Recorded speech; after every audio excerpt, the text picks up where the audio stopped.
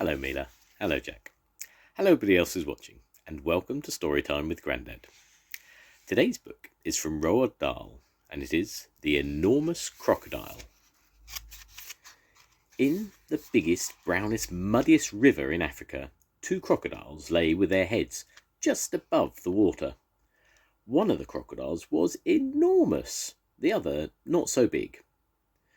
"Do you know what I'd like for my lunch today?" the enormous crocodile asked. "No," the not-so-big one said. "What?" The enormous crocodile grinned, showing hundreds of sharp white teeth. "For my lunch today," he said, "I would like a nice, juicy little child." "I never eat children," the not-so-big one said. "Only fish." "Ho, ho, ho," cried the enormous crocodile. "I'll bet if you saw a fat, juicy little child paddling in the water over there at this very moment, you'd gulp him up in one gollop." "No, I wouldn't," the not-so-big one said.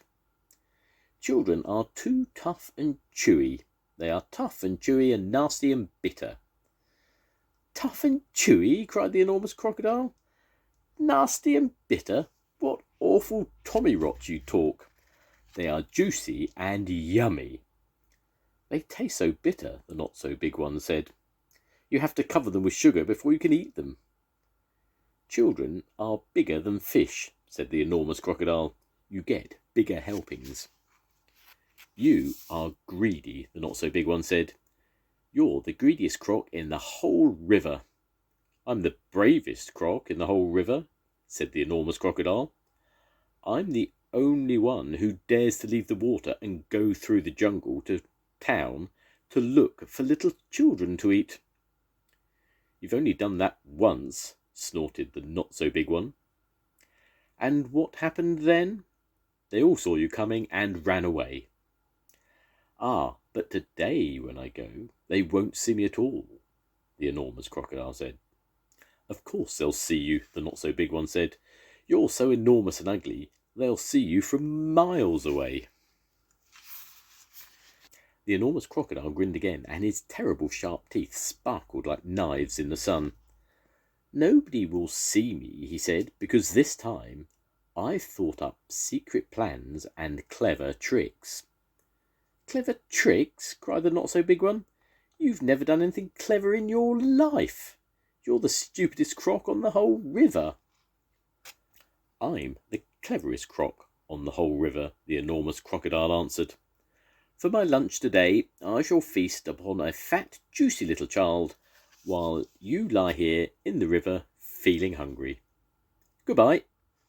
The enormous crocodile swam to the other side of the river and crawled out of the water. A gigantic creature was standing in the slimy, oozy mud on the riverbank. It was Humpy Rumpy, the hippopotamus. "Hello, hello," said Humpy Rumpy. "Where on earth are you off to at this time of day?" "I have secret plans and clever tricks," said the crocodile. "Oh dear," said Humpy Rumpy. "I'll bet you're going to do something horrid." The enormous crocodile grinned at Humpy Rumpy and said, "I'm going to fill my hungry empty tummy with something yummy, yummy, yummy, yummy." "What's so yummy?" asked Humpy Rumpy. "Try to guess," said the crocodile. "It's something that walks on two legs." "You don't mean," said Humpy Rumpy, "you don't really mean you're going to eat a little child?" "Course I am," said the crocodile. "Oh, you horrid, greedy, grumptious brute," cried Humpy Rumpy. "I hope you get caught and cooked and turned into crocodile soup." The enormous crocodile laughed out loud at Humpy Rumpy. Then he waddled off into the jungle. Inside the jungle he met Trunky the elephant. Trunky was nibbling leaves from the top of a tall tree, and he didn't notice the crocodile at first, so the crocodile bit him on the leg. "Ow!" said Trunky in his big deep voice. "Who did that?" "Oh, it's you, is it, beastly crocodile? Why don't you go back to the big brown muddy river where you belong?" "I have secret plans and clever tricks," said the crocodile. You mean you've got nasty plans and nasty tricks, said Trunky. You've never done a nice thing in your life. The enormous crocodile grinned up at Trunky and said, I'm off to find a yummy child for lunch. Keep listening, and you'll hear the bones go crunch. Oh, you wicked, beastly beast, cried Trunky. Oh, you foul and filthy fiend. I hope you get squashed and squished and squizzled and boiled up into crocodile stew. The enormous crocodile laughed out loud and disappeared into the thick jungle. A bit further on, he met Mugglewump the monkey. Mugglewump was sitting in a tree eating nuts. Hello, Crocky, said Mugglewump. What are you up to now? I have secret plans and clever tricks, said the crocodile. Would you like some nuts? Asked Mugglewump. I have better things to eat than nuts, sniffed the crocodile. I didn't think there was anything better than nuts, said Mugglewump. Aha, said the enormous crocodile. The sort of things that I'm going to eat have fingers, toenails, arms, and legs, and feet. Mugglewump went pale and began to shake all over. You aren't really going to gobble up a little child, are you? He said. Of course I am, said the crocodile. Clothes and all, they taste better with clothes on. Oh, you horrible hoggish croc, cried Mugglewump. You slimy creature. I hope the buttons and buckles all stick in your throat and you choke to death. The crocodile grinned up at Mugglewump and said, I eat monkeys too. And quick as a flash, with one bite of his huge jaws, he bit through the tree that Mugglewump was sitting in, and down it came. But just in time, Mugglewump jumped into the next tree and swung away through the branches. A bit further on, the enormous crocodile met Roly-Poly Bird. The Roly-Poly Bird was building a nest in an orange tree. Hello there, enormous crocodile, sang the Roly-Poly Bird. We don't often see you up here in the jungle. Ah, said the crocodile, I have secret plans and clever tricks. I hope it's not something nasty, sang the Roly-Poly Bird. Nasty, cried the crocodile. Of course it's not nasty. It's delicious. It's luscious, it's super, it's muscious, it's duper. It's better than rotten old fish. You mash it and munch it, you chew it and crunch it. It's lovely to hear it go squish. Must be berries, sang the Roly-Poly Bird. Berries are my favourite food in the whole world. Is it raspberries, perhaps? Or could it be strawberries? The enormous crocodile laughed so much his teeth rattled together like pennies in a money box. Crocodiles don't eat berries, he said. We eat little boys and girls. And sometimes we eat roly-poly birds as well. Very quickly, the crocodile reached up and snapped his jaws at the roly-poly bird. But he managed to catch hold of the long, beautiful feathers in its tail. The roly-poly bird gave a shriek of terror and shot straight up into the air, leaving its tail feathers behind in the enormous crocodile's mouth. At last, the enormous crocodile came out of the other side of the jungle into the sunshine. He could see the town not far away. Ho ho, he said, talking aloud to himself. Ha ha, that walk through the jungle has made me hungrier than ever. One child isn't not going to be nearly enough for me today. I won't be full up until I've eaten at least 3 juicy little children. He started to creep forwards towards the town. The enormous crocodile crept over to a place where there were a lot of coconut trees. He knew that children from the town often came here looking for coconuts. The trees were too tall for them to climb, but there was always some coconuts on the ground that had fallen down. The enormous crocodile quickly collected all the coconuts that were lying on the ground. He also gathered together several fallen branches. Now for clever trick number 1, he whispered to himself. It won't be long before I'm eating the first part of my lunch. He took all the coconut branches and held them between his teeth. He grasped the coconuts in his front paws. Then he stood straight up in the air, balancing himself on his tail. He arranged the branches and the coconuts so cleverly that he now looked exactly like a small coconut tree standing among the big coconut trees. Soon 2 children came along. They were brother and sister. The boy was called Toto, his sister was called Mary. They walked around looking for fallen coconuts, but they couldn't find any because the enormous crocodile had gathered them all up. "Oh, look," cried Toto. "That tree over there is much smaller than the others, and it's full of coconuts. I think I could climb that one quite easily if you help me up the first bit." Toto and Mary ran towards what they thought was the small coconut tree. The enormous crocodile peered through the branches, watching them as they came closer and closer. He licked his lips. He began to dribble with excitement. Suddenly there was tremendous whooshing noise. It was Humpy Rumpy the hippopotamus. He came crashing and snorting out of the jungle. His head was down low and he was galloping at terrific speed. "Look out, Toto," shouted Humpy Rumpy. "Look out, Mary. That's not a coconut tree. It's the enormous crocodile, and he wants to eat you up." Humpy Rumpy charged straight at the enormous crocodile. He caught him with his giant head and sent him tumbling and skidding over the ground. "Ow-ee!" cried the crocodile. "Help! Stop! Where am I?" Toto and Mary ran back to the town as fast as they could. But crocodiles are tough. It is difficult for even a hippopotamus to hurt them. The enormous crocodile picked himself up and crept towards the place where the children's playground was. "Now for clever trick number 2, he said to himself. "This one is certain to work." There were no children in the playground at that moment. They were all in school. The enormous crocodile found a large piece of wood and placed it in the middle of the playground. Then he lay across the piece of wood and tucked in his feet so he looked almost exactly like a seesaw. When school was over, the children all came running out to the playground.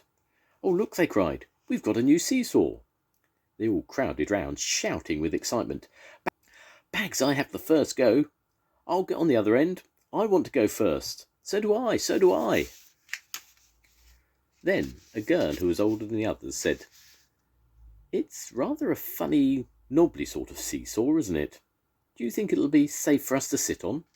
"Of course it will," the others said. "It looks as strong as anything." The enormous crocodile opened one eye just a tiny bit and watched the children who were crowding around him. Soon he thought, "One of them is going to sit on my head. Then I will give a jerk and a snap, and after that it'll be yum, yum, yum." At that moment there was a flash of brown, and something jumped into the playground and hopped up on top of the swings. It was Mugglewump, the monkey. "Run!" Mugglewump shouted to the children. "All of you, run, run, run! That's not a seesaw. It's the enormous crocodile, and he wants to eat you up." The children screamed and ran for their lives. Mugglewump disappeared back into the jungle, and the enormous crocodile was left all alone in the playground. He cursed the monkey and waddled back into the bushes to hide. "I'm getting hungrier and hungrier," he said. "I shall have to eat at least 4 children now before I'm full up." The enormous crocodile crept around the edge of the town, taking great care not to be seen. He came to a place where they were getting ready to have a fair. There were slides and swings and dodgem cars and people selling popcorn and candy floss. There was also a big roundabout. The roundabout had marvellous wooden creatures for the children to ride on. There were white horses and lions and tigers and mermaids with fishes' tails and fearsome dragons with red tongues sticking out of their mouths. "Now for clever trick number 3, said the enormous crocodile, licking his lips. When no one was looking, he crept up onto the roundabout and put himself between a wooden lion and a fearsome dragon. He sat up a bit on his back legs, and he kept very still. He looked exactly like a wooden crocodile on a roundabout. Soon all sorts of children came flocking into the fair. Several of them ran towards the roundabout. They were very excited. "I'm going to ride on a dragon," cried one. I'm going on a lovely white horse, cried another. I'm going on a lion, cried a third one. And one little girl, whose name was Jill, said, I'm going to ride on that funny old wooden crocodile. The enormous crocodile kept very still, but he could see the little girl coming towards him. Yummy, yum, yum, he thought. I'll gulp her up easily in one gollop. Suddenly there was a swish and a swoosh, and something came swishing and swooshing out of the sky. It was the roly-poly bird. He flew round and round the roundabout, singing, Look out, Jill, look out, look out. Don't ride on that crocodile. Jill stopped and looked up. That's not a wooden crocodile, sang the roly-poly bird. It's a real one. It's the enormous crocodile from the river, and he wants to eat you up. Jill turned and ran, and so did all the other children. Even the man who was working the roundabout jumped off it and ran away as fast as he could. The enormous crocodile cursed the roly-poly bird and waddled back into the bushes to hide. I'm so hungry now, he said to himself, I could eat 6 children before I'm full up. Just outside the town, there was a pretty little field with trees and bushes all around it. This was called the picnic place. There were several wooden tables and long benches, and people were allowed to go there and have a picnic at any time. The enormous crocodile crept over to the picnic place. There was no one in sight. Now for clever trick number 4, he whispered to himself. He picked a lovely bunch of flowers and arranged it on one of the tables. From the same table he took away one of the benches and hid it in the bushes. Then he put himself in the place where the bench had been.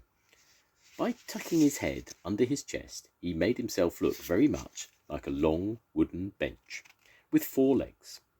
Soon 2 boys and 2 girls came along carrying baskets of food. They were all from one family, and their mother had said they could go out and have a picnic together. Which table shall we sit at, said one. Let's take the table with the lovely flowers on it, said another. The enormous crocodile kept as quiet as a mouse.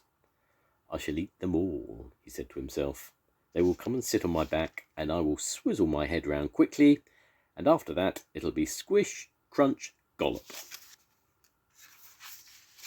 Suddenly a big, deep voice from the jungle shouted, Stand back, children, stand back, stand back. The children stopped and stared at the place where the voice was coming from. Then, with a crashing of branches, Trunky the elephant came rushing out of the jungle. That's not a bench you were going to sit on, he bellowed. It's the enormous crocodile, and he wants to eat you all up. Trunky trotted over to the spot where the enormous crocodile was standing, and quick as a flash, he wrapped his trunk around the crocodile's tail and hoisted him up into the air. Hey, let me go, yelled the enormous crocodile, who was now dangling upside down. Let me go, let me go. No, said Trunky, I will not let you go. We've all had quite enough of your clever tricks. Trunky began to swing the crocodile round and round in the air. At first, he swung him slowly, and then he swung him faster and faster and faster and faster still. Soon the enormous crocodile was just a blurry circle going round and round Trunky's head. Suddenly, Trunky let go of the crocodile's tail, and the crocodile went shooting high up into the sky like a huge green rocket. Up and up he went, higher and higher, faster and faster. He was going so fast and so high that soon the earth was just a tiny dot miles below. He whizzed on and on. He whizzed far into space. He whizzed past stars and planets until at last, with a most tremendous bang, the enormous crocodile crashed headfirst into the hot, hot sun, and he was sizzled up like a sausage. The end. Goodbye, Mila. Goodbye, Jack. I'll see you soon. Goodbye, everybody. Bye.